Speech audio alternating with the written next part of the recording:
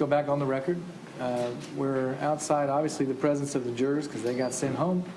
This next witness is along the same lines of the other hearings that we've had regarding Garrity.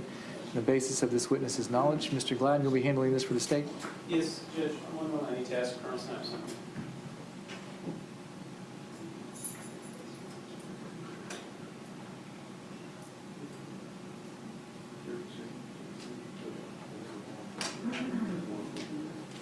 Yes, Judge. You want to try all of our substantive witnesses that testified in front of the grand jury. Do you want them today, or can we? Well, how many are here? Did you have all of them here? Yes, sir. Judge, if I may, the idea I approached with the court around lunchtime, and defense counsel was present, is that every one of these witnesses, we're dealing with the same Garrity statement and alleged Garrity statement with every witness, and the same complaint by defense counsel for every witness, which is that there was a walkthrough that the defense alleges was a Garrity statement that the state disputes, and that anyone on this prosecution team has been exposed to a real Garrity statement, which naturally the state disputes. So the idea I urged to the court was that we resolve those two mixed fact and legal questions first before we put on any additional witnesses who are going to testify at trial or who testified in front of the grand jury, so that we can resolve that question and then tailor the scope of our direct and cross of every witness during the Kastigar hearings accordingly. Mr. Gill, what do you think about that? I think that at some point, whatever the court decides the court wants to do, I need to be able to develop my end of the Kastigar hearing. And in order to do that, I need my witnesses here. Okay. In order to get my witnesses here, I'm going to need some notice. Okay. Unless some of them are already here. I think now, could you tell me who they are or tell them? I don't know who's here or not, but I mean, I imagine there's probably some overlap. Well, Judge, I know one of them's here. Mr. Herman? Judge, I represent to the court that Lieutenant Merritt, Detective Corinth, and Detective Fetter are all in the back waiting to come out and testify. That's four of them right there. Okay. Are they here? Not that I know of. All right, let's tackle those four, including Mr. Seaton. Is that his name? Yes, sir. Okay. Yes, Judge. Mr. Seaton is a grand jury witness, so he is one of the witnesses that I'm thinking his examination may be truncated if we resolve these other witnesses Well, first. let's just take care of Mr. Seaton very quickly, and we can cut him loose. Come on up here, Mr. Seaton, please.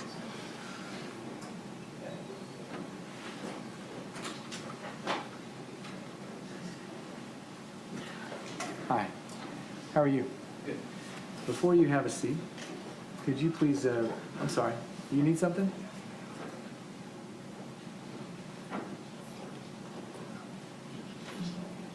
I think he was trying to grab something. Do you need something? Go ahead, real quick. Sir, it's all right, come on up here.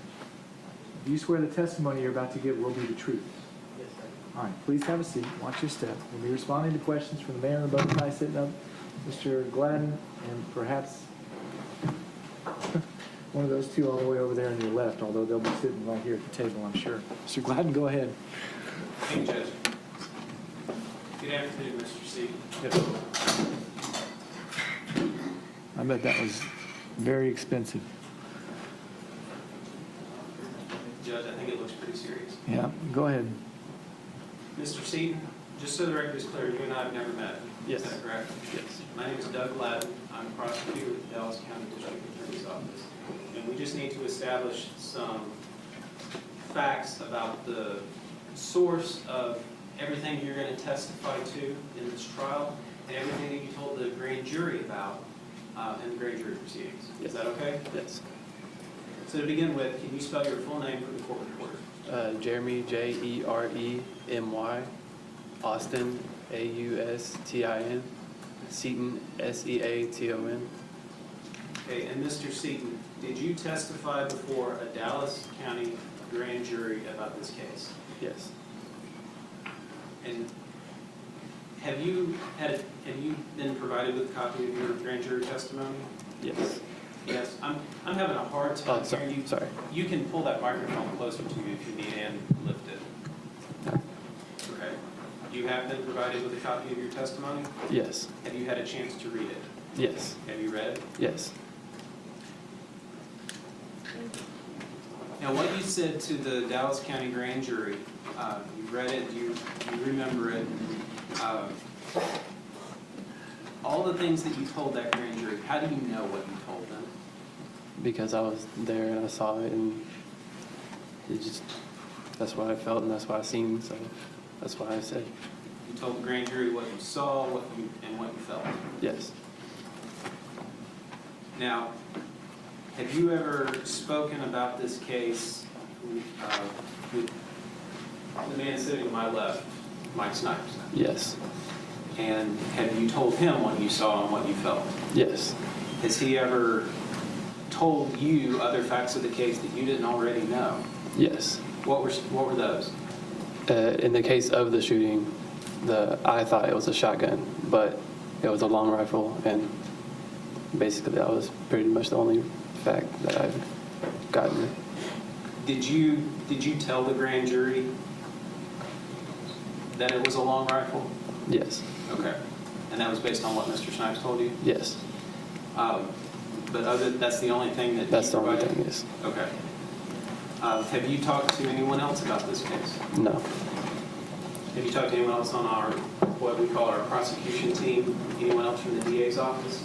DA Garrison, and that's it. Is that Doug Garrison? Yes. Okay. He's an investigator with our office. Yes. You've spoken with him? Yes. Have you spoken with any investigators with the Dallas County Sheriff's Department? Yes. Do you remember an investigator with our office named Michael Grice? Not that I remember. Do you remember something called a Vernon interview? Oh, yes, yes, yes. Okay, so you remember an investigator was with Mr. Snipes? Yes. Okay. Did he tell you anything about this case? No. The investigators that you spoke with from the Dallas County Sheriff's Department, did they tell you any facts about this case? No. Have you spoken with any other law enforcement officials from any other department about this case? No. Have you spoken with anyone else about this case? No. Do you know if the defendant, Mr. Oliver, ever gave a written or oral statement to the Balch Springs Police Department? No. And so naturally, do you know what the contents of that statement would be if it existed? No. Have you ever spoken to anyone about the contents of a statement given by Mr. Oliver? No. Have you reviewed any videos of the event? Yes. And who showed you those videos? Mr. Snipes. And did he represent to you that those were body-worn camera videos? Yes. The testimony that you are going to give to the jury that has been seated in this case, they're not in the box right now, the judge has Yes. sent them home for the day. But everything that you're going to tell them, how do you know that? How do I know that what I'm going to tell them? Yes. Is what I've seen and what I've felt and what I've experienced and what I've witnessed. With the one exception of, you know that it was a rifle instead of a shotgun? Yes. Mr. Snipes told you that? Yes. Pass the witness check. Mr. Gill? Thank you, Your Honor. Mr. Seaton, what else did Mr. Snipes tell you? Other than that, it was a long rifle. That was the only fact that happened because I've seen I had a good view of the event. So What was your perspective of the event? I was across the street in the nursing home. The video that you saw was from a completely different perspective, wasn't it? Yes. How many meetings have you had with Mr. Snipes? About three or four. Were you and he the only ones present when you met with him? No. How many other people were present when you met with him? Either it would be him and somebody else or him and two other people. Did you meet with him out at the location at Barron and Shepherd? Yes. How many times did you do that? One time. How many times have you met with anybody from the DA's office between the time you went to the grand jury and testified and today? None. Oh, one. Once, okay. And where was that meeting held? Vernon, Texas. Vernon, Texas. And why was there a meeting held in Vernon, Texas? Because that's where I was going to school at the time, and I just couldn't take time out of the week to come down here and miss school and back and forth. Okay. Were you in high school up there or college? No, college, junior college. What's the name of the junior college up there? It's just called Vernon College.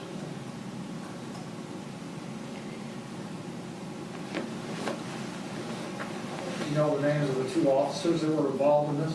Yes. Did you know them before that night? No. Pass the witness. Anything else?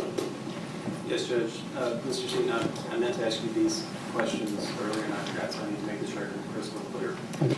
Do you know a officer with the Balch Springs Police Department named Lieutenant Merritt? No. Have you ever spoken to him? No. Because you don't know. Yeah, I don't know. Do you know a Lieutenant Hurley with the Balch Springs Police Department? No. Do you know Chief Haber? No. Have you ever seen a video of Chief Haber? No. Did you tell the grand jury that you saw a news report about something? Yes, Chief the Haber did? the news report after they gave their testimony or their speech or whatever. Yes, sir. Yes. When was that? That was the couple of days after or the day after. Okay. And did you see the? You said in the grand jury that the police chief had made a statement. Did you see the police chief Yes. saying anything? Yes. And that was on a news broadcast? Yes. But you didn't know his name was Chief Haber? Nah, I just, the way it happened was Eric called me and told me to look on TV, and that's when I tuned in Okay. and saw the statement. And what was the statement? Basically, the chief just wasn't really like telling the complete truth about it, and from our perspective, me and Eric came up here and gave our perspective. And So when you said the chief wasn't telling the complete truth, what did the chief say that you did not think was true? that they were driving towards him and the aggressiveness of the car and stuff like that. Okay. And because you thought that wasn't true, that's why you reached out to Yes. be a witness in this case? Yes. Okay. And you were asking the grand jury whether you know that he subsequently changed his story about that statement? Yes. Okay. How do you know that? After the statement came out, Okay. that I'm sorry, I don't know what you're asking. I guess I'm asking, did you hear him make a second statement? Yes. Okay. And what was that second statement? That they came out and told actually what happened, and that they weren't as aggressive as what they were projecting in the first statement. Okay. And now, you knew the first statement was wrong because of what you had seen with your own two eyes. Yes. Is that what you testified? Yes. And did you know the second statement was more accurate because of what you've seen with your own two eyes? Yes.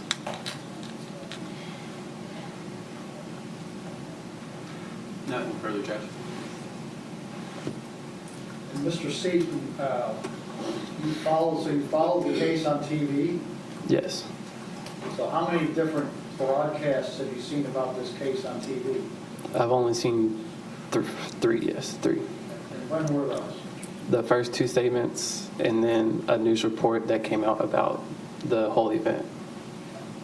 And those are the only three things from that day until today that you've seen on TV about this? Yes. How about social media? I've seen Twitter, Instagram posting stuff about it. Yes. And on how many occasions have you seen Twitter or Instagram postings about this case? And from the event to today, mainly on Twitter a lot, and in the past few days, constantly. And have you participated in those exchanges on Twitter? No. You just read what other people are posting? Yes.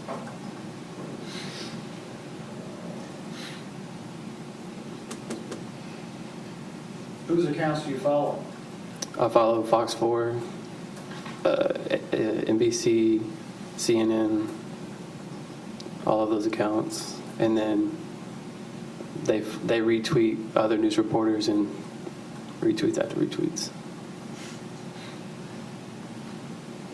Are you looking forward to seeing your name mentioned in the tweets? That's fine with me. Absolutely. Is there anything else? No, Judge. All right. Sir, you may stand down. And you are still a witness? Hi. I believe you're going to be called as a witness tomorrow. I don't want you to talk to anybody about what you've testified about today. And please don't read any news reports and look at any social media about this case. Understood? Yes, sir. Thank you very much. Go ahead. Stand down. Mr. Gladden, please call your next witness. Judge, instead of calling Lieutenant Merritt. Thank you.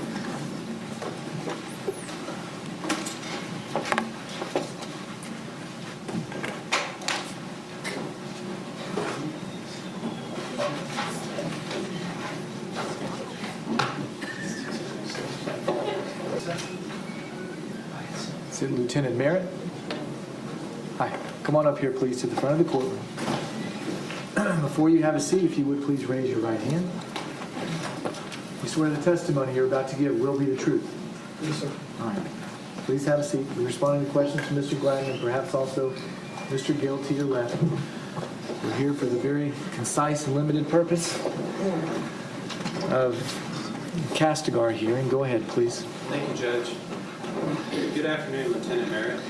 Good afternoon. Can you spell your full name for the court reporter, please? Mark, M-A-R-K, Merritt, M-A-R-E-T, Mr. Merritt, how are you currently employed? as a lieutenant with Ball Springs Police Department. And I'm sorry I called you Mr. Merritt. I knew you were Lieutenant That's Merritt. fine. I'm sorry. Lieutenant Merritt, with the Ball Springs Police Department, what do you do? I'm a lieutenant over patrol, community services, pretty much kind of whatever needs to be done as far as uniformed officers go, and also internal affairs, traffic. Okay. That's about it. You mentioned internal affairs. Yes, Are you familiar with the Balch Springs Police Department General Orders Manual for internal investigation processes? yes, And so the record is clear, you and I have met, yes, and we have discussed the internal affairs procedures with Balch Springs Police Department. Is yes, that correct? Now, your procedures for internal affairs investigations were updated in September 2016, is that correct? I believe so. And that was in accordance with TPCA best practices? Yes, sir. Okay. Lieutenant Merritt, when a serious complaint is made against a police officer with the Balch Springs Police Department, how is that investigated? The complaint is given, or the chief will assign the complaint. If it's assigned as an internal affairs investigation, it comes back to me, to myself. It's given a number, complaint number, and then the process starts with getting together a complaint form, which lists possible allegations and possible violations of policies. And you said if it's an internal affairs investigation, is there another kind of investigation? We also do, if it's like a supervisory complaint, that's for more minor I guess my type question of is, possible violations. are there internal investigations and criminal investigations? Yes, Okay. Are those investigations separate? yes,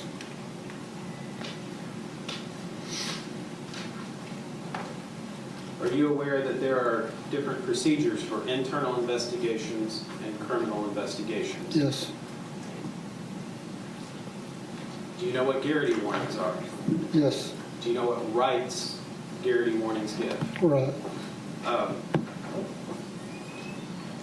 If you're department is conducting a criminal investigation, does the officer get Garrity warnings?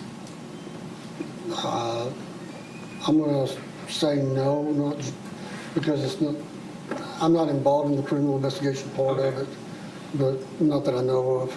But if they're given an internal investigation, they're given a Garrity warning before they're asked to give a statement. Correct. Is that correct? Yes. Now, in addition to that, as part of the internal investigation, you've told me that the officer will be given a packet. Is that right? There's about three different things that they're given at that time initially. What are those things? One will be a copy of the initial complaint. One will be a complaint / allegations, which has on it the possible violations of the policies that could it be. The other will be an investigative warning, and one will be a constitutional protection statement. Okay, let's break those down. The initial complaint, is that signed by the chief of the police department? That's where the chief assigns the complaint. Okay, and then the allegation, just in rough form, how would an allegation like that read? I would say, it would have the policy numbers, the type of policy.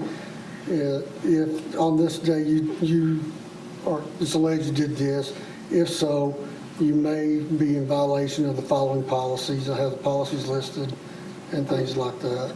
And then the investigative warning, what is that document?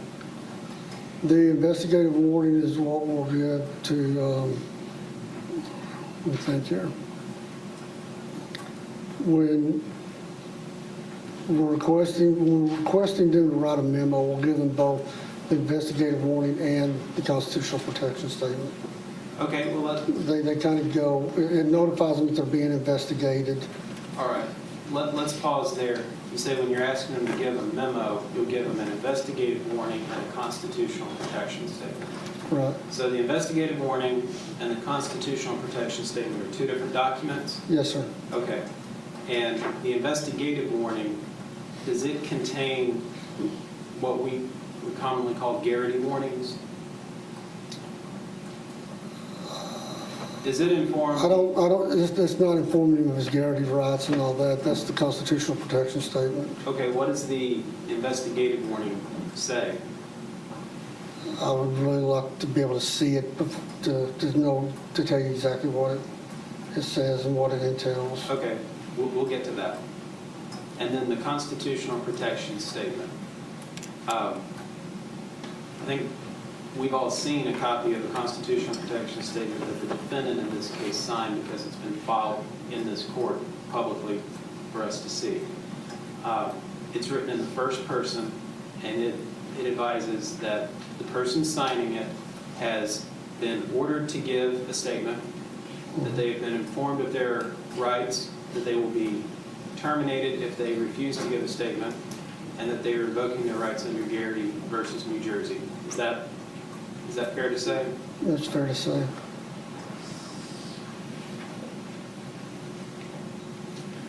I want to go to the specifics of this case. On April 30th, 2017, did you conduct an internal administrative investigation into a complaint against Roy Oliver? Yes, one was initiated.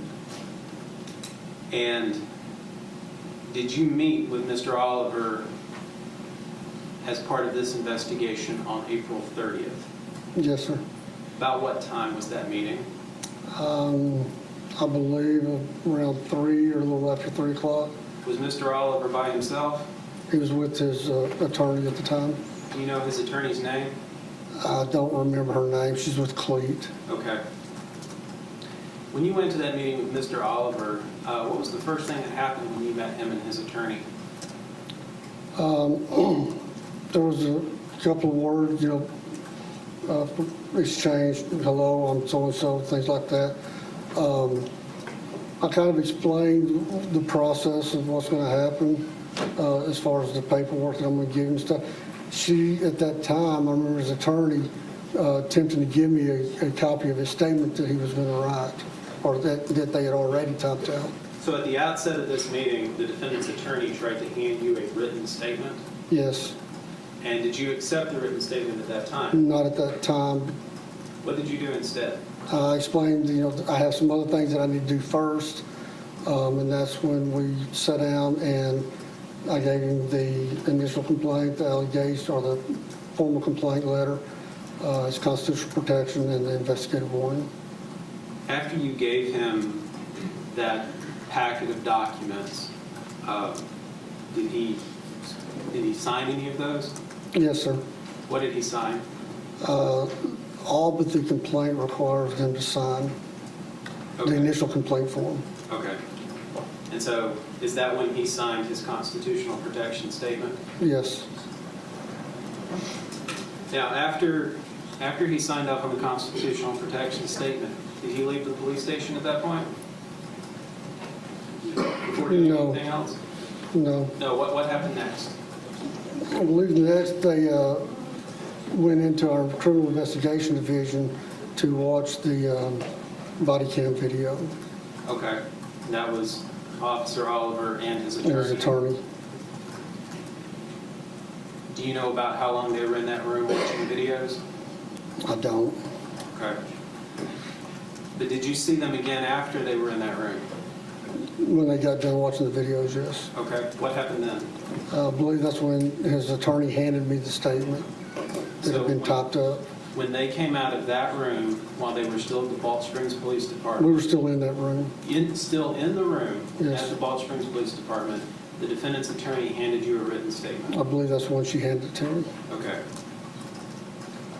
And then was that statement put into was that put into a file? The internal affairs file. Okay. And was a copy of the packet that you had provided to Officer Oliver also put into that file? Yes, sir. Did you speak to Officer Oliver any more that night? Or that morning? I'm sorry. This was the morning of April 30th. Did you speak to him any more that morning? Not about the case. I remember him asking if he could go out back and have a cigarette or something like that, and that type of speaking to, but not about the incidents from the night. Okay. When was the next time you spoke to Officer Oliver?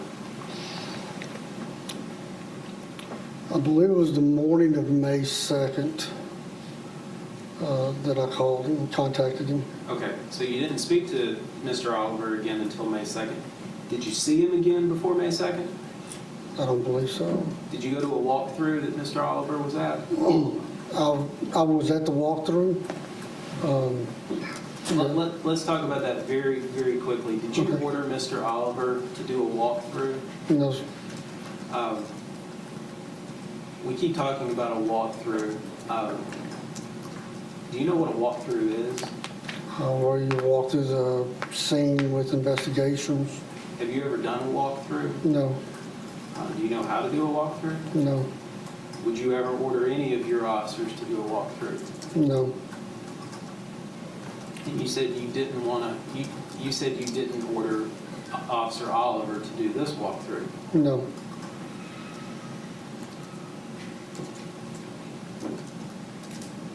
When you went to the walkthrough, why did you go? I went to just see how it was done, see, and listen, see what questions were asked and things like that. Did you hear any of the questions? No, Did you hear any of the answers? no, sir. Did you ask any questions? No, Did you talk to anyone who was working the walkthrough? no. Do you remember who was there? I know that Mr. Oliver was there, his cleat attorney, and then there was people from the sheriff's department, I guess the detectives from the sheriff's department. Okay. Before I go any further on May 2nd, did I ask you to bring some documents to court today? Yes, sir. And did I ask you to bring in a sealed envelope so that I would not see it and that I would not know what it is, a copy of the initial complaint, the investigative warning, the allegation and the constitutional protection statement from the packet you gave to Officer Oliver on April 30th. Yes, Did you bring that with you to court today? yes, And I specifically told you not to put a copy of Officer Oliver's written Garrity statement in that packet. Is that correct? yes, Did you put that in the packet? no, Do you have the original of that packet at the Balch Springs Police Department? yes, Is what's in that envelope a true and correct copy of the original? yes. Judge, may the witness step down and hand the court that envelope? What do you think? Are they going to offer it? Is it free to take home for your viewing? Or are they gonna Judge, offer I'm it? going to ask the court to review those documents and determine whether any of them are protected by Garrity. If not, I would like to offer to admit them into evidence. All right. Ms. Wood, what court exhibit number am I on? I believe you're on 30. All right. Sir, would you mind handing me the envelope?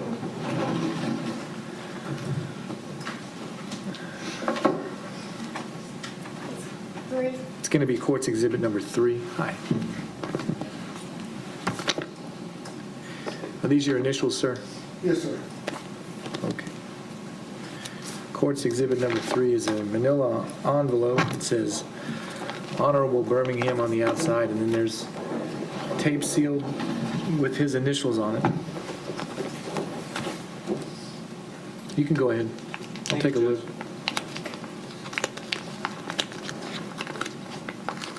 Judge, may I approach the witness? Sure.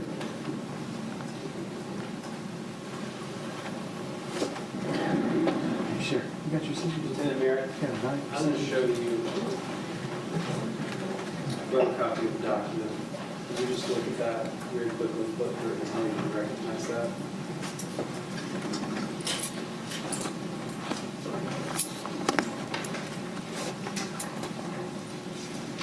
Oh,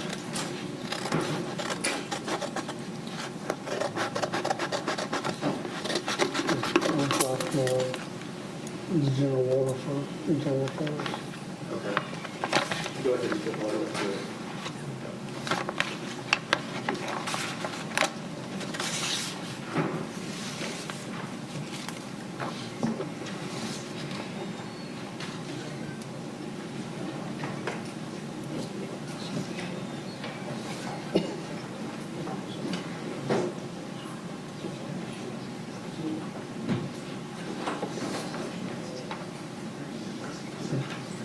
And that's a complete 12-page document that's titled Balch Springs, Texas Police Department General Orders Manual, Internal Investigation Process, Directive 2.04-2. Correct. And is this your general orders establishing the policy for internal investigations? Yes, Judge, the state would ask that this also be admitted as a court's exhibit for purposes of this hearing, continuing to defense counsel. What number? Court's exhibit number 4? Yes. All right. Before good. Why can't it just be one for the record? we have, that's the jury list. The court's exhibit number 4 is for the jury list? The court, did he say cancel number 1? No. No. Why didn't you just pick up the next number on their list for the record? Because I don't know what number we're on, Judge. All right. The court's, I'm going to call it court's exhibit number 4. Do you have any objection? Can I see it? Thank you.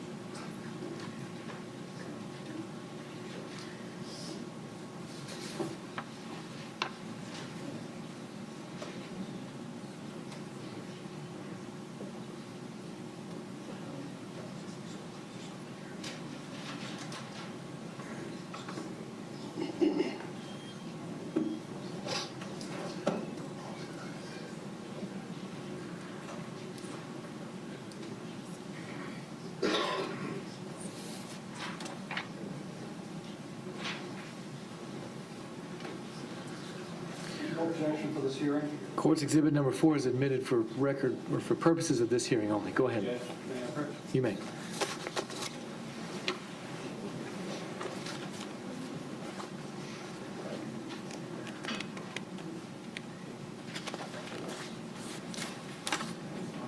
Lieutenant Haber, the IA file at Gulf Springs Police Department, who has access to that file?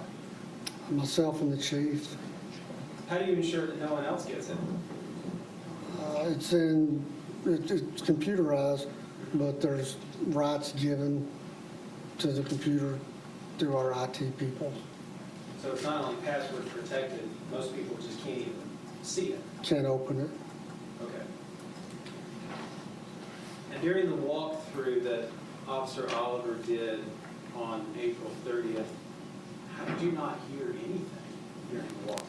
There was several people up there with Oliver and his attorney, and I just, for lack of a better term, I just kind of tagged along behind everybody.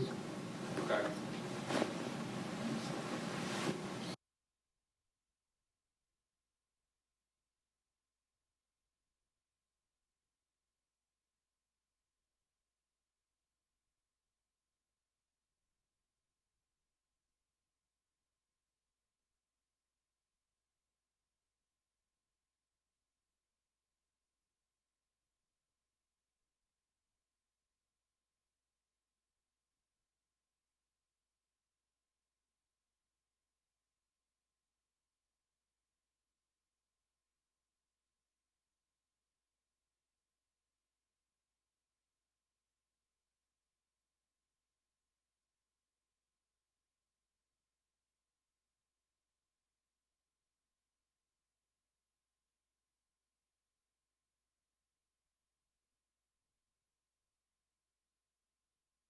Stuff that pop up.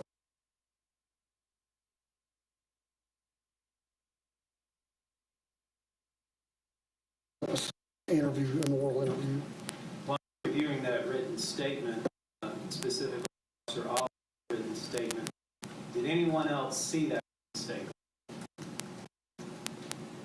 The lieutenant probably saw it. Okay.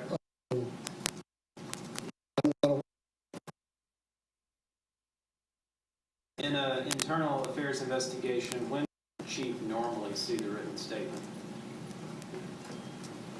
Normally, I mean, sometimes you may see it before the completion, sometimes not until the completion. Okay. And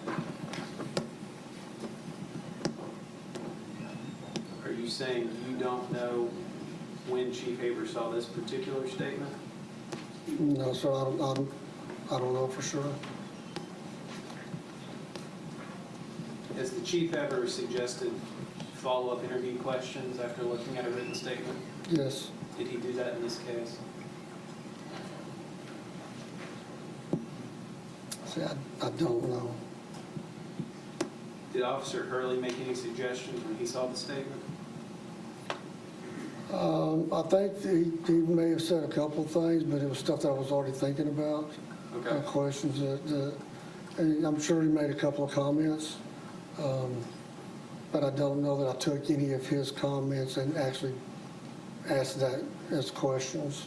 Okay. Why don't you show a statement to Lieutenant Hurley? Well, we both do internal affairs investigations, and so whenever I have one, I run stuff by him, and he does the same thing when he's doing one, just to get our thoughts, make sure we're not missing anything, double checking each other, basically. And do you both know that your internal investigation is separate from any criminal investigation? Yes, Do you both know not to talk to any criminal investigators? yes, Did you talk to any criminal investigators in this case? no, Do you know if Lieutenant Hurley talked to any criminal investigators in this case? not to my knowledge.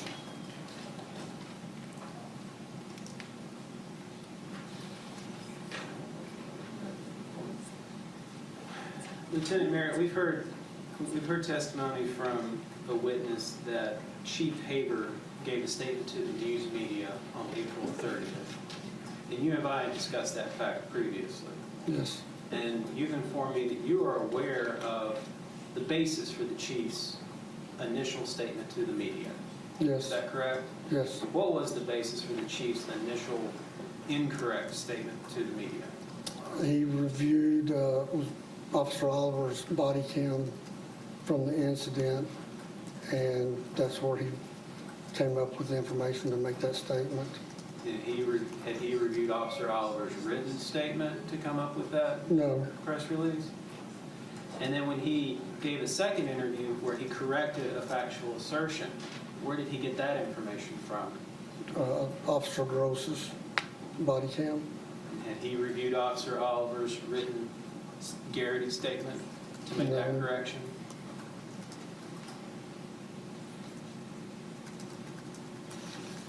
Now, after you called Officer Oliver on the morning of May 2nd to meet at Seagoville Police Department that afternoon for a follow-up interview, did you also talk to Officer Oliver's attorney before the interview?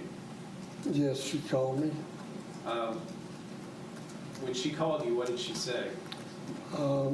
She was concerned about the fact that I had called him to set up an interview for that afternoon, because she couldn't just drop what she was doing and be there for the interview. And how did you respond to that? For the internal process for our internal investigations, their attorneys, there's no rights for the attorney to be there. I mean, I've never had an attorney set in on an interview. I've never allowed an attorney set in on an interview. And that's kind of how the phone call ended. And that rule about no attorney in the interview, that's specifically provided for in those general orders that have been admitted as Courts Exhibit number 4. Is that correct? I believe it states it in there. When Officer Oliver came to the Seagoville Police Station, was there anyone else in the room when you met with him? At the very beginning, there was a detective for Seagoville. And what was the purpose of the detective being there? There's another Garrity that we read to him. It's titled Garrity on the top, and it has a place for a witness signature. So I had him and the other detective in there to witness me reading this statement, and then Officer Oliver signing it, and then the witness signs it. And that Garrity statement, which was signed and dated on May 2nd, 2017, that has been attached to several filings in this court already, and is part of the record of this case. And you've seen a copy of this Garrity warning, is that correct? Yes, sir. And you just testified that you read that Garrity warning verbatim to Officer Oliver, Yes, and then you asked him 2 questions. You asked him if he understands what you have just explained, yes, and you asked him if he has any questions concerning what you have just explained. yes, And that's the purpose for the witness. yes, And Officer Oliver said that he understands what you explained, yes, and he said that he does not have any questions about what you explained. correct. And then he signed the Garrity warning. Yes, Then did you ask him questions at that point? after the witness left the room, The witness left the room first, yes, and then you asked him questions? yes, Did he give any written statement at that time? no, Is there anything in writing from that interview? that would just be my notes, And those notes are in the internal affairs file? yes, Was the interview recorded? yes, Was it video recorded? no, audio, Audio recorded? yes. Okay.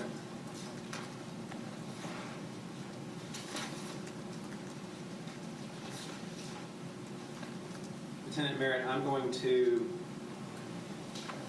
name some people for you and just ask you if you've ever spoken to these people, Okay, okay?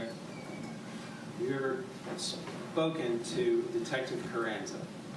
I actually just met him this morning and just kind of had, familiarity words out in the hallway. Did you discuss the facts of this case? No, Have you ever spoken to Carranza about the facts of this case? no, Have you ever spoken to a man named Odell Edwards? no, Have you ever spoken to Odell Edwards about the facts of this case? no, Do you know who Odell Edwards is? Not without assuming. Okay. Do you know Vidal Allen?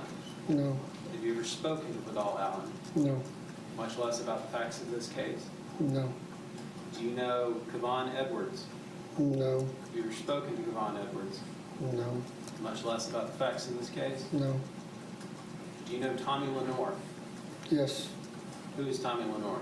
he is an investigator for the DA's office. Okay. Okay, Have you ever spoken to him about the facts of this case? no, Do you know Jeremy Seaton? no, Have you ever spoken to him about the facts of this case? no,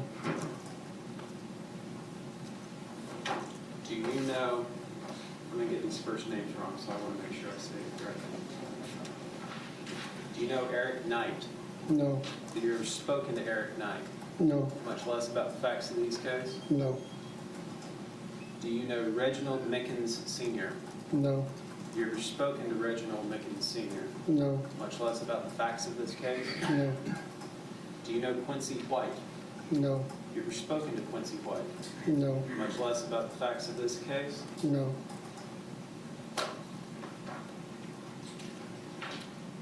Do you know Miss Ingrid Lorena? no, Have you ever spoken to her, no, much less about the facts of this case? no, Do you know Officer Tyler Gross? yes, And do you know Officer Pedro Gonzalez? yes,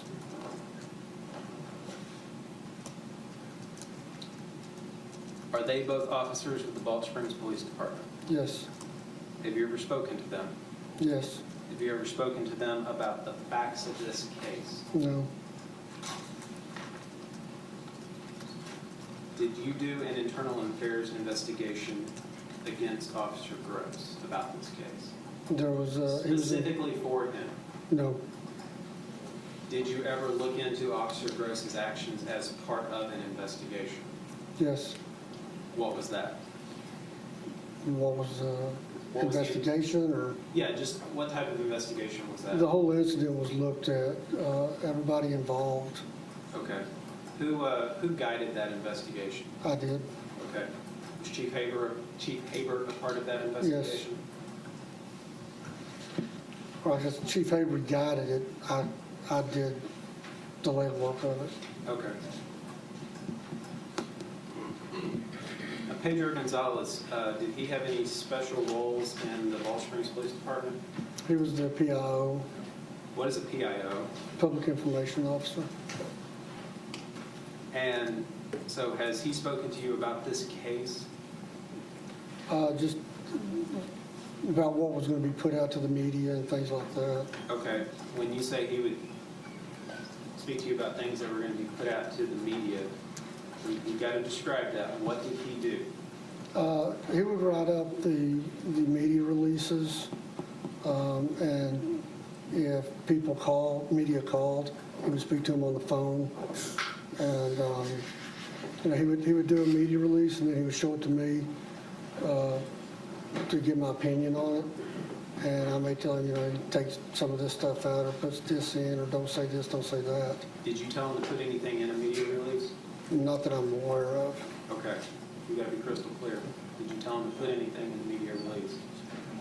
No, Do you remember telling him to take anything out of the media release? no.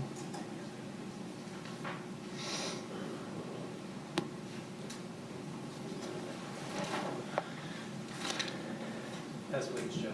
Cross-examination. Thank you. Good afternoon, Lieutenant Merritt. Afternoon.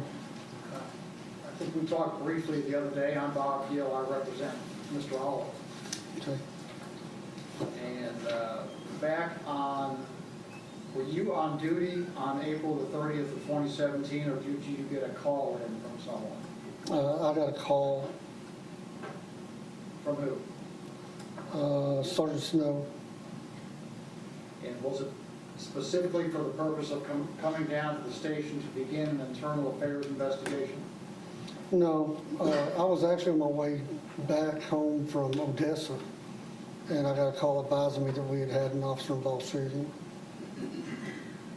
And So why was your presence at the department necessary that evening? I came in case they needed help with stuff. Also because I knew that there would be internal affairs being initiated. Were you ordered to begin the internal affairs investigation, or did you begin it on your own? It was ordered by the chief. So Chief Haber ordered you to begin an internal affairs investigation as to Officer Oliver, is that right? Yes, And approximately what time that evening did Chief Haber order you to begin that investigation?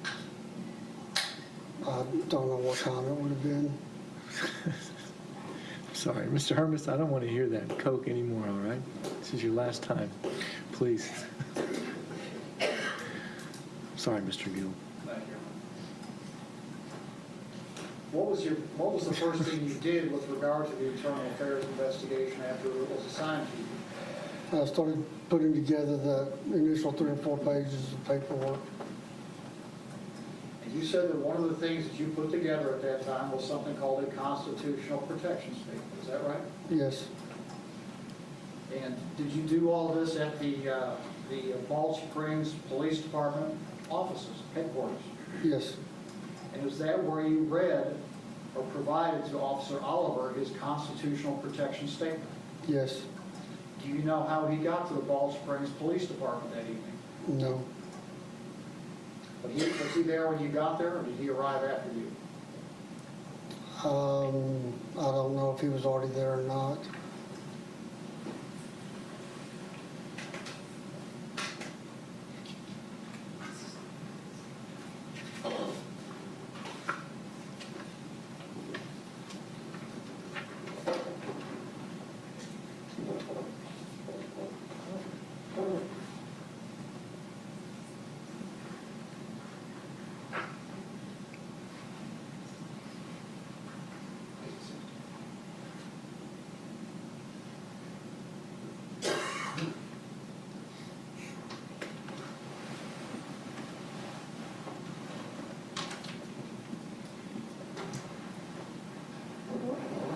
Did it have Defendant's Exhibit Number 1? Do you recognize it? Yes, sir. Is it the constitutional protection statement that you provided to Roy Oliver on April 30th of 2017? It looks like it. Well, does it look like, or is that it? It looks like it. I don't know if it's word for word, because this is a photocopy, not the original. Where's the original? In a locked file cabinet at the Balch Springs Police Department. Do you recall? But it looks just like this. And it purports to bear Officer Oliver's signature Yes, and his printed name yes, and the date and time. yes, Did you fill out the date and time? no, He did. yes, Did you watch him sign it, write his name, and put the date and time on it? yes. Who put the time up here at the top on the blank? I did. And you recognize your handwriting on this, don't you? Yes, It says 3:20 a.m., right? yes, And that's right after the phrase, on the 30th of April 2017. yes, Did you create the document that evening? yes, And did you create it just a few minutes in advance of presenting it to Officer Oliver? yes, And is this a true and accurate copy of the original that you have locked away in your safe at the Balch Springs Police Department? yes. Exhibit 1 for this hearing.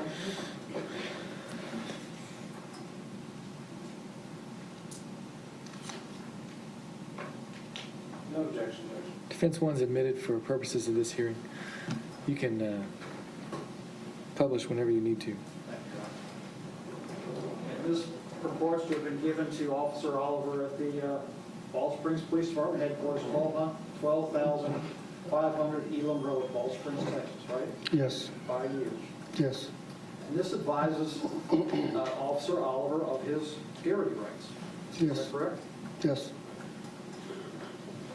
And was this the first thing that you did when you initiated that internal affairs investigation against Officer Oliver?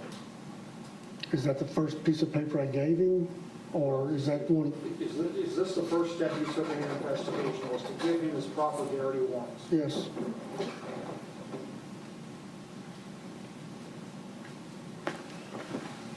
Thank you.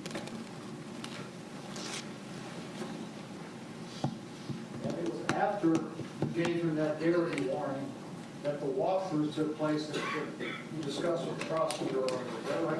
Yes. How did Officer Oliver get from the police department down to the scene where the walkthrough took place?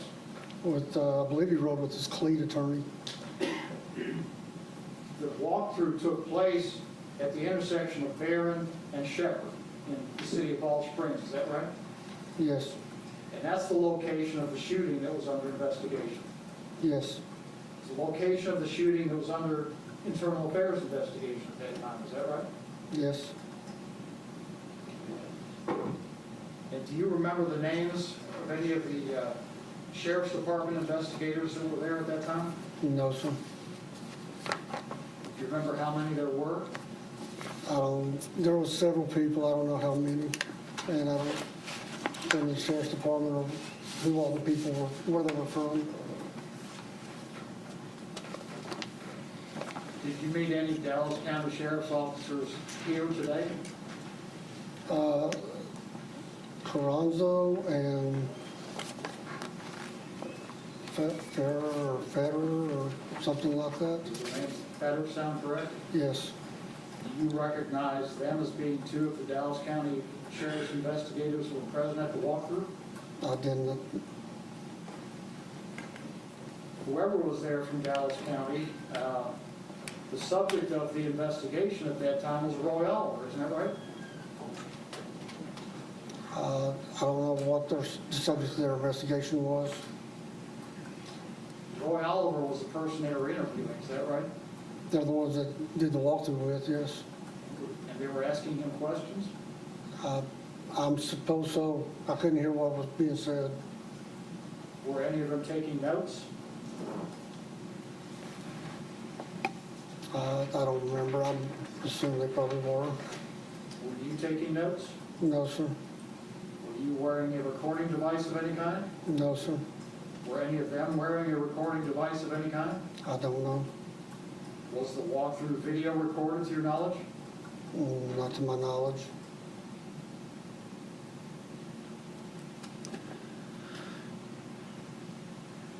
After the walkthrough, where did Officer Oliver go? Don't know. Do you know when photographs were taken of Officer Oliver that night? No. Do you know if photographs were taken of him that night? I'm sorry, I didn't hear that. Do you know if some photographs? I don't know. Where did you go after the walkthrough? Back to the police station. And what did you do once you got back to the police station? I believe I just kind of put everything in a file, locked it up, and started getting ready to go home and get some rest. So at that point, you've done everything on your internal affairs investigation you could do that. Is that No, right? correct. And did you pick it up again on May the 2nd? I did. And that's when you met with Officer Oliver at the Seagoville Police Department for the purposes of continuing your internal affairs investigation. Is that right? Yes.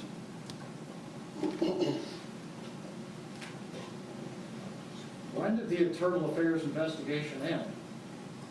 I don't remember. I'd have to look at and see the dates of the conclusion. Was there a particular event that concluded it? No, just whenever I got done with what I was needed to do, I turned it all over to the chief. And then whenever he's done with what he's doing, then it's actually concluded. So it's the police, the pretty well, or the chief that decides when the internal affairs investigation is done. Is that right? It's completely closed down and filed away when the chief disposes of it, does whatever he's going to do. So when he makes his decision is when it ends? I'm sorry? When the chief makes his decision is when the internal Yes. affairs... And do you know when the chief made his decision in this case? I can't be sure. I'll need to look at it and see. Well, it was certainly after your second meeting with Officer Oliver on May 2nd, wasn't it? Yes, So the chief Chief Haber has had access to the full internal investigation file that you put together, is that right? Yes, Including all the Gary warnings that were given, and also including any statements that Mr. Oliver made, is that right? yes, And you said that only you and the chief have access to the electronic version of the internal investigation file. myself, the chief, and Lieutenant Hurley have access to the electronic files. The hard copies, myself and the chief have access to.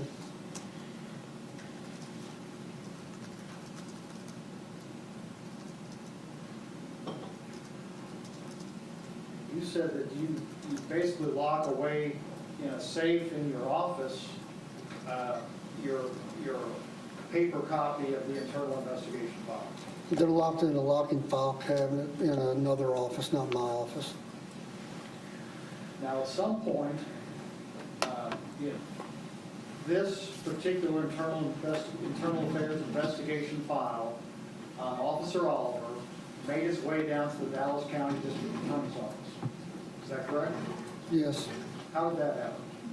it was requested and to be given to Miss Rendon, I believe is her name. I always have trouble with it. So I made a copy of it and delivered it to her down here at the district attorney's office. Who made the request? Mr. Snipes requested for me to make it and bring it to her. So the lead prosecutor on this case, Michael Snipes, made Yes, the request. Did he call you personally? I was down here for a meeting when it was requested. Was it a meeting on this case? Yes, Who else was present in the meeting? Miss Rendon, and I believe there was one other person, but I can't remember their name.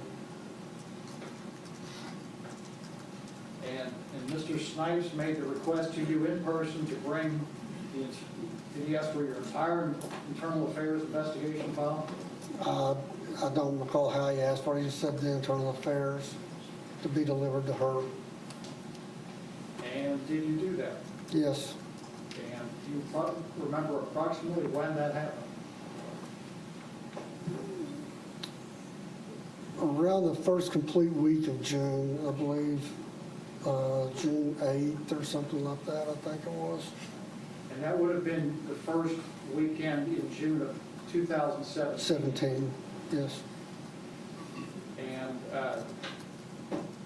both the request and how long after the request was made did you make the actual delivery of the file? Well, the request was the previous Monday, and then I delivered a few days later. So sometime in the beginning of June of 2017. Yes, And did you deliver that file? Who did you deliver the file to? to Miss Rendon. And who was she? She is, I believe, with Public Integrity or the investigator for Public Integrity with the DA's office, I believe. She's an employee of the Dallas County Criminal District Attorney's Office, is that right? Yes, And she's an investigator.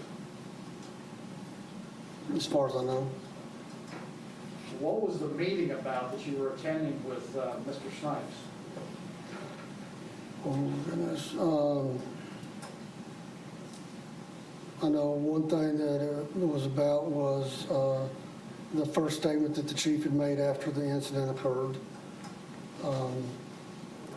And I think they requested some copies of our policies and procedures, SOPs, things of that nature, and then the internal affairs file.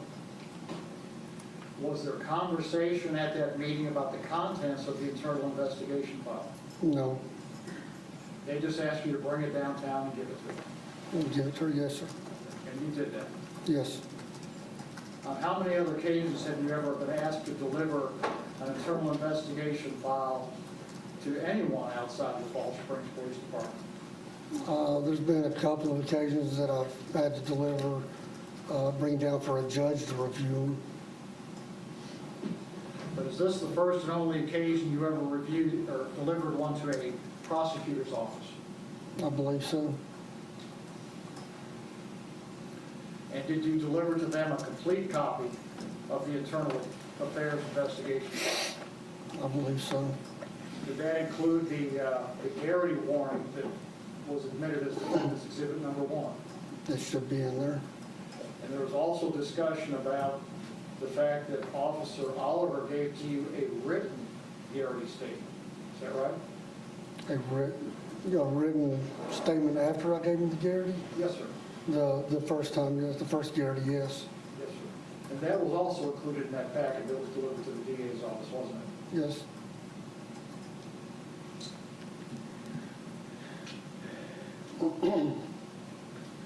So 5-minute warning.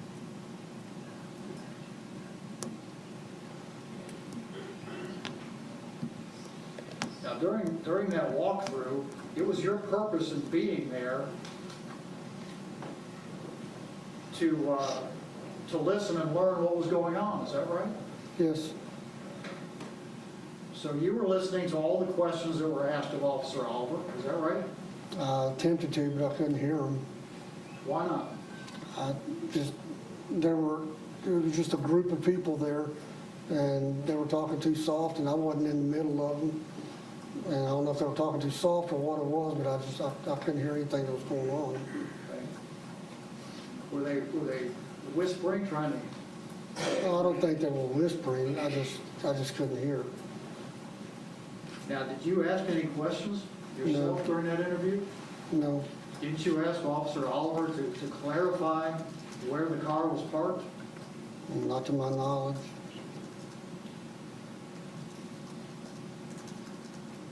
And how long have you known Officer Oliver? Since he's worked for us, I don't know how long that's been, several years. Do you know his wife Ingrid also? No, sir. You never met Ingrid? No, So it's not true that you and Ingrid and Officer Oliver have had dinner on occasion? no.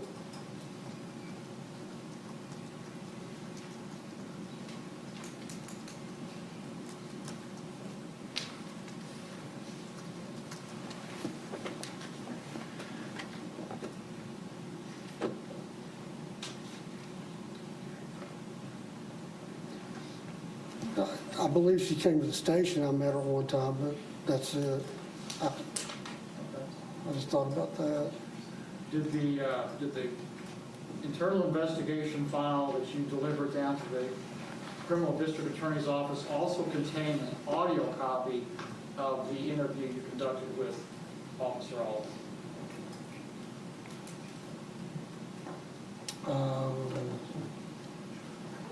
I can't say for sure, but I would think so. It was part of the file. It was your intent to deliver the entire file down to the district attorney's office? Because that's what they asked for. Right. Pass the witness. Anything else? One question, Judge. All right. We'll see if you're telling the truth. It may be in multiple parts.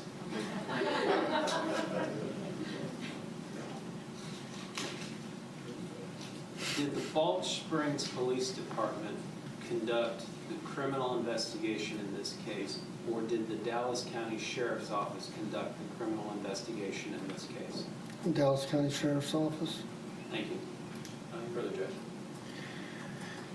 Mr. Gill, Nothing further? thank you very much. Sir, you may stand down. It is possible you might be recalled as a witness, so please don't discuss your testimony with anybody else or do any independent research about anything that you may see or hear in the media in this case.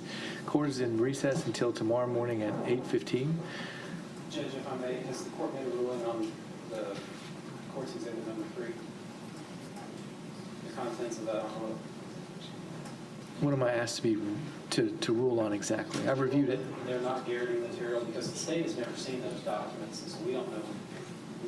The state would like to know what they are, and if they can be admitted into evidence, we would ask to see them. I haven't made that decision just yet. Okay, thank you, Judge.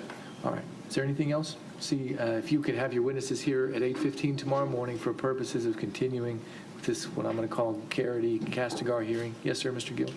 I I'd like to know who the state's going to have here tomorrow morning, because I'm going to have some other witnesses here if they don't have these folks here. Okay.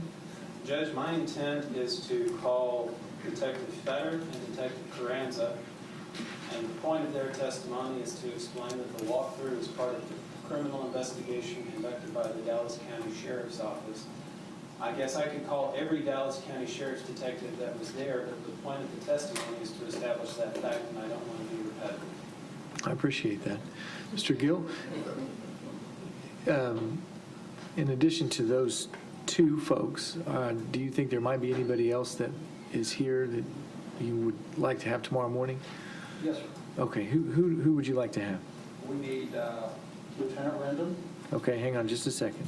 Do you know, and I'm springing this on you, whether she's available tomorrow morning? Yes, sir. Okay. Yes. We need Detective Whaley, Dallas County Sheriff's Office. You think he'll be available tomorrow? Yes, sir. Okay. We need Mr. Hermes. He'll be available without any soda. Am I responsible for making sure he doesn't have soda? Or? Yes, somebody is. Judge, can you have water? Yes. Okay.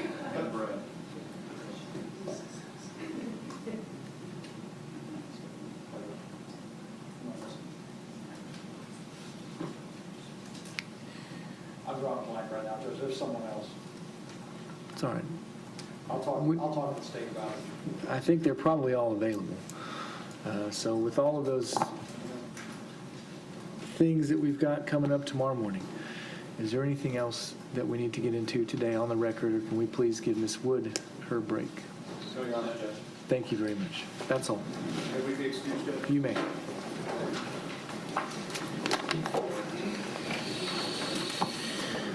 On